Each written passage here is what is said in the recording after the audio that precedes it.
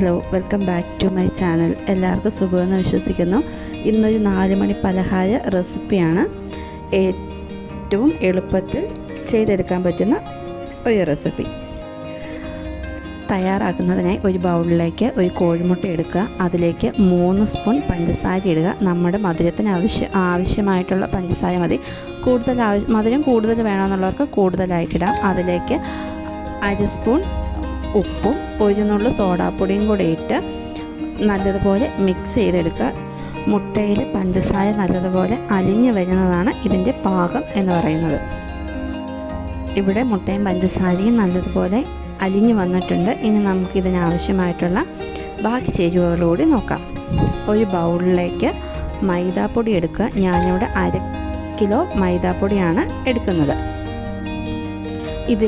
ഇതിലേക്ക് നമ്മൾ മിക്സ് ചെയ്ത് വെച്ചിരിക്കുന്ന മുട്ടയുടെ മിക്സും കൂടി ഒഴിച്ച് ആവശ്യത്തിന് വെള്ളവും ഒഴിച്ച് ചപ്പാത്തിക്ക് കുഴച്ചെടുക്കുന്ന ആ ഒരു പരുവത്തിൽ നമുക്ക് കുഴച്ചെടുക്കാം.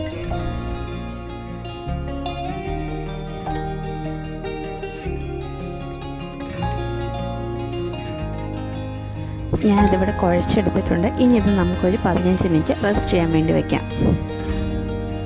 റെസ്റ്റ് ചെയ്തതിന് ശേഷം 15 മിനിറ്റ് കഴിഞ്ഞപ്പോഴത്തേക്ക് ഞാനത് നമ്മൾ ചപ്പാത്തിക്കൊക്കെ പരത്തുന്നത് പോലെ എത്ര കനം കുറയ്ക്കാവോ അത്രയും കനം കുറച്ച് ഞാനത് പരത്തിയെടുക്കുകയാണ്. നമ്മൾ ചപ്പാത്തിക്ക് പരത്തിയെടുക്കുന്നത് പോലെ തന്നെ. അതിനുശേഷം അത് ചെറിയ ചെറിയ പീസായിട്ട് കട്ട് ചെയ്യുന്നതാണ് ഇപ്പോൾ കാണുന്നത്. ഇതുപോലെ കട്ട് ചെയ്തെടുക്കുക.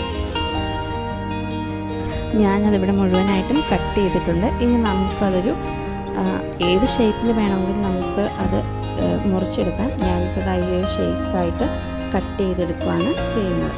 ഇതുപോലെ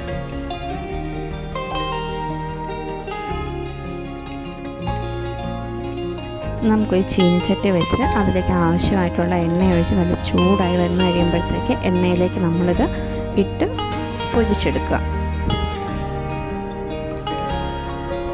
എണ്ണ നല്ലതുപോലെ ചൂടായതിന് ശേഷം വേണം നമ്മളത് പൊരിച്ചെടുക്കാൻ വേണ്ടി.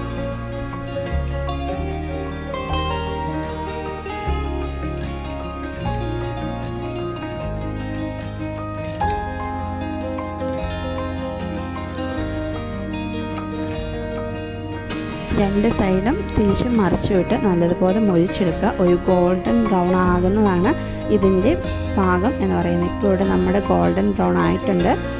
നല്ല ക്രിസ്പി ആൻഡ് ടേസ്റ്റി ആയിട്ടുള്ള സ്നാക്ക് ഇവിടെ റെഡി ആയിട്ടുണ്ട്. ഞങ്ങളുടെ ഇവിടെയൊക്കെ ഇതിന് ഡയമണ്ട് എന്നാണ് പറയുന്നത്. അപ്പോൾ നിങ്ങൾക്ക് ഈ വീഡിയോ ഇഷ്ടപ്പെടുകയാണെങ്കിൽ ലൈക്ക് ചെയ്യുക, ഷെയർ ചെയ്യുക. ആദ്യമായിട്ടാണ് നമ്മുടെ ചാനൽ കാണുന്നതെങ്കിൽ സബ്സ്ക്രൈബ് ചെയ്ത് സപ്പോർട്ട് കൂടി ചെയ്യണേ. താങ്ക്